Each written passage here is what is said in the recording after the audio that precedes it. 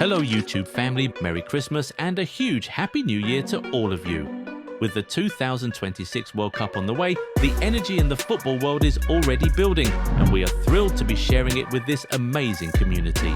To celebrate, we have lined up some holiday surprises in the Goal 90 shop. A bunch of your favorite jerseys are already up to 50% off. Shipping is on us, and because you are part of our YouTube fam, you can grab an extra 10% off with the code YouTubeFam. Thanks for all the love and support. 2026 is going to be massive. Let's enjoy every moment together. We have come to the end of the year, so it's time to do a review of the business some of your favorite clubs did this year. Today though, we're focused on the worst ones alone. What signings did your favorite club get completely wrong this year? We'll find out in this video today. These are your club's worst signings of 2025.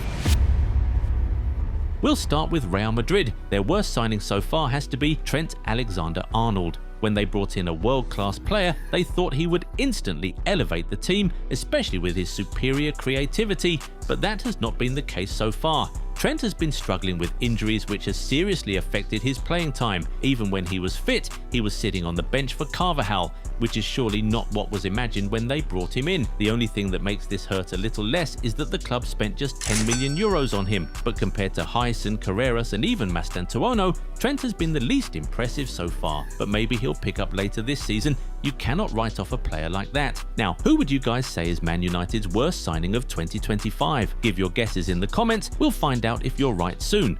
But now, let's talk about Spurs. Their worst signing this year has to be Mathys Tel. From the very beginning, he didn't want to join Spurs. He literally wanted to join their rivals over them. Then in February, seeing as nobody else wanted him, he decided to join Spurs. That was not a good foundation for the signing. Unfortunately, the Frenchman didn't do much to completely change the minds of the fans. He has scored just 5 goals for Spurs since his debut in February, and his minutes seem to have reduced even further since he made his deal permanent in the summer. He's still young and he can surely still turn things around at the club, but so far, he's been the club's worst signing this year.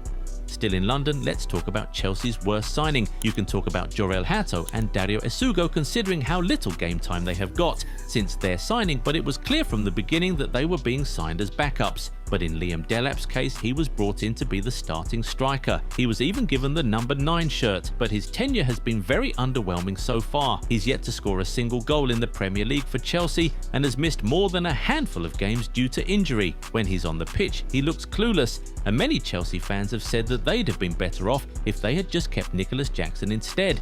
Now, for Liverpool, as you know, there are just so many options to choose from. You could make a case for Florian Wirtz, Jeremy Frimpong, or even Milos Kerkez, but we just had to go for Alexander Isak.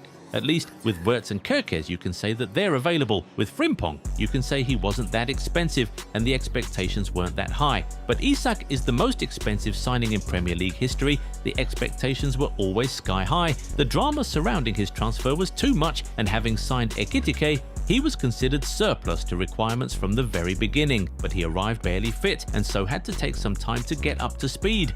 And now he has picked up an injury which will rule him out for months. It has just felt like a total waste of money so far. He's a world-class striker, so he can surely still get back to top form soon, but as far as 2025 is concerned, this has been Liverpool's worst signing. Let's now look at Napoli. Their worst signing this year has to be Noah Lang.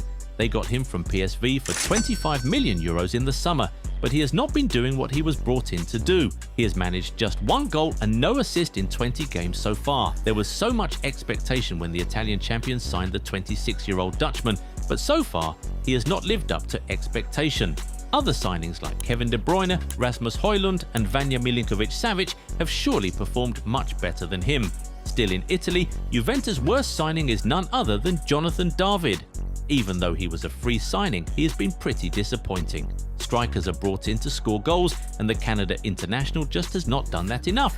He has scored just 3 goals in 22 appearances and has now gone 4 months without scoring a league goal. Openda is not scoring as often either, but at least he's just a loan signing, so the situation is not as dire as that of David, who was a permanent signing. Now, we asked you guys to guess who you thought was Man United's worst signing of 2025. Did you guess Bryan Mbeumo? Of course, there's no way you did, because it's actually Benjamin Šeško. It's very similar to what we just said about Jonathan David and Liam Delap earlier. As a striker, your primary job is to bang in goals, and when you're unable to do that, you're seen as a failure.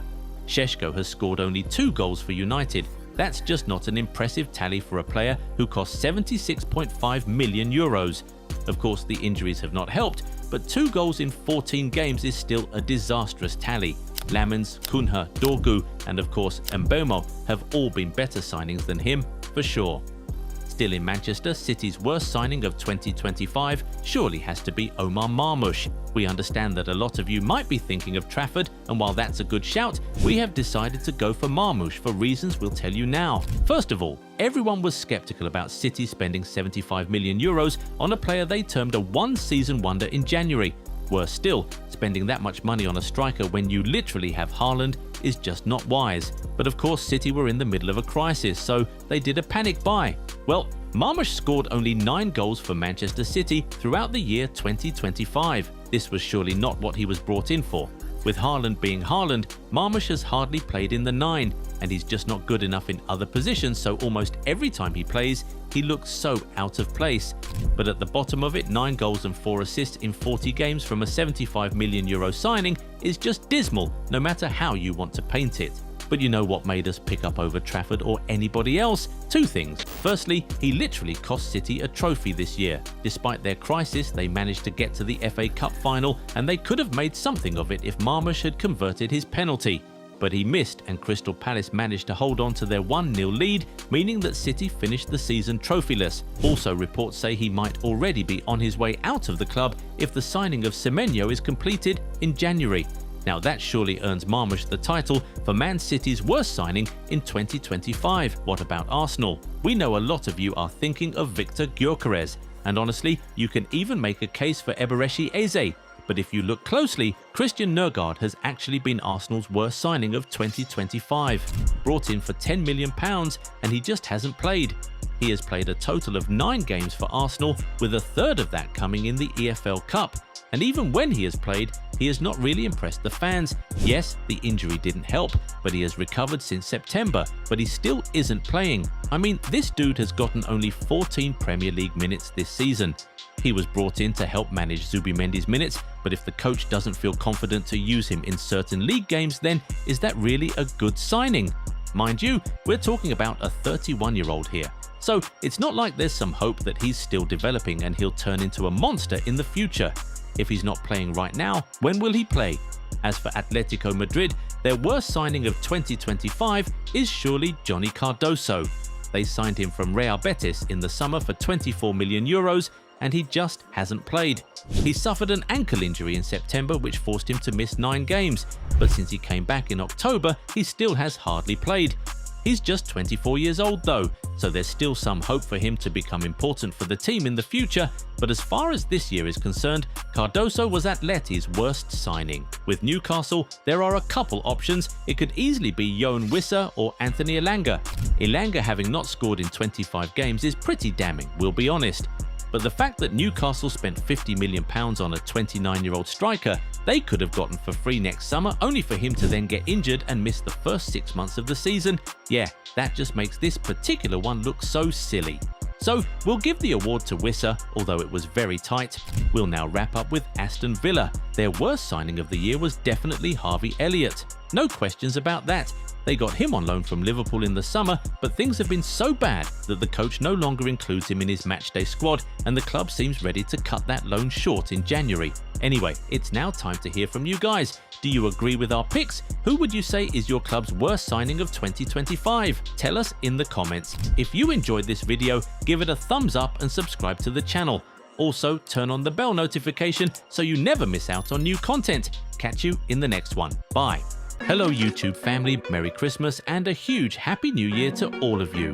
With the 2026 World Cup on the way, the energy in the football world is already building, and we are thrilled to be sharing it with this amazing community. To celebrate, we have lined up some holiday surprises in the Goal 90 shop. A bunch of your favorite jerseys are already up to 50% off. Shipping is on us, And because you are part of our YouTube fam, you can grab an extra 10% off with the code YouTubeFam. Thanks for all the love and support. 2026 is going to be massive. Let's enjoy every moment together.